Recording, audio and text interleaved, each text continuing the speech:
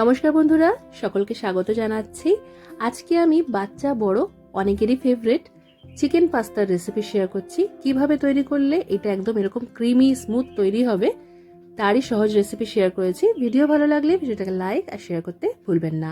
রেসিপিটা তৈরি করার জন্য এখানে একটা বড় পাত্রের মধ্যে আমি প্রায় 1.5 লিটারের মতো জল গরম করে নিয়েছি।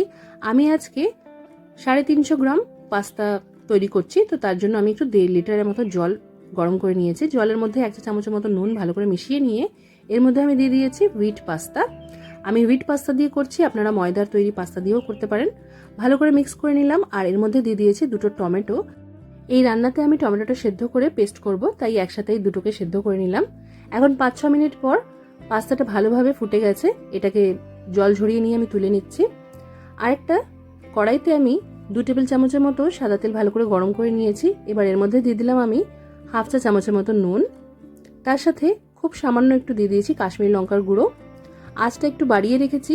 আর এবার এর মধ্যে দিয়ে দিলাম আমি এইভাবে ছোট আকারে কেটে রাখা চিকেনটা দিয়ে হাই ফ্লেমেই এটাকে 2 মিনিটের মতো আমাদের ভেজে নিতে হবে। এখানে প্রায় 250 গ্রামের মতো চিকেন আছে, তো 2 মিনিট এটা হাই ফ্লেমে ভেজে নেওয়ার পর এর মধ্যে আমরা দিয়ে দেব রসুন বাটা।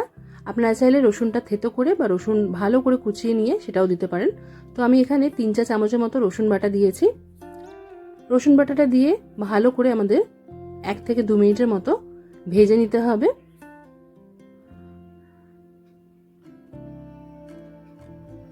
রসুন বাটাটা ভালো করে কষানো হয়ে গেলে এবার এর মধ্যে আমরা যে টমেটোগুলো সেদ্ধ করে নিয়েছিলাম সেটা কি পেস্ট করে নিয়েছি সেটা দিয়ে দিলাম।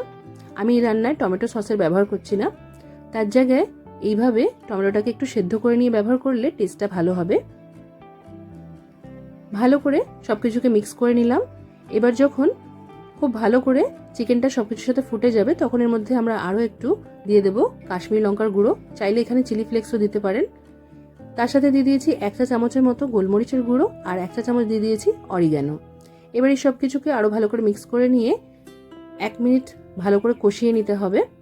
ভালোভাবে সবকিছু কষানো হয়ে গেলে যে পাস্তাটা আমরা সেদ্ধ করে রেখেছি সেটা দিয়ে দেব। আর পাস্তা সেদ্ধ করার সময় আমি জলের মধ্যে শুধু নুন দিয়েছিলাম, তেলের ব্যবহার করিনি, কারণ তেলটা পরে ফেলাই যায়, ওইটা কোনো কাজে লাগে না, তাই জন্য তেল ছাড়াই আমি নুন দিয়ে প্রত্যেকবার এইভাবে পাস্তাটাকে সেদ্ধ করে নিই। পাস্তাটা দেওয়ার পর ওপর থেকে স্বাদ মতো নুন দিয়ে দিয়েছি।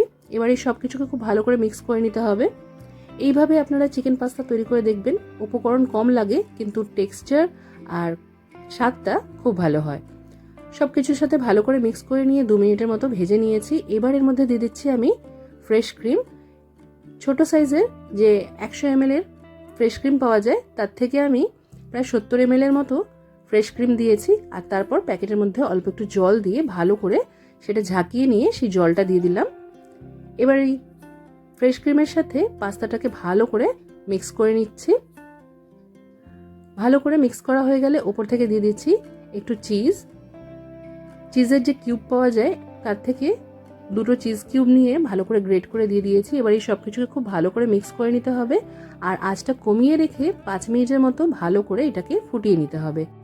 কমানো আছে এটা এইভাবে ঢাকা দিয়ে রান্না করলে চিজটা যখন মেল্ট হয়ে যায় ক্রিমের সাথে তখন একটা ক্রিমি স্মুথ টেক্সচার তৈরি হয়। দেখতেই পাচ্ছেন কত সুন্দর পাস্তা আমাদের তৈরি হয়েছে। এই পাস্তাতে আমি কর্নফ্লাওয়ার বা ময়দার ব্যবহার করিনি। আপনারা অবশ্যই করে একবার এইভাবে পাস্তা তৈরি করে দেখবেন। এখন আমি আঁচটা বন্ধ করে দিচ্ছি আর এই পাস্তা আমি একটু ঠান্ডা করে সার্ভ করব।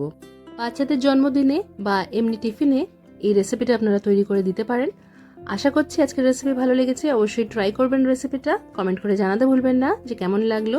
আজকের মতো এখানেই শেষ করলাম। সবাই খুব ভালো থাকবেন আর সবাইকে খুব ভালো রাখবেন। ধন্যবাদ।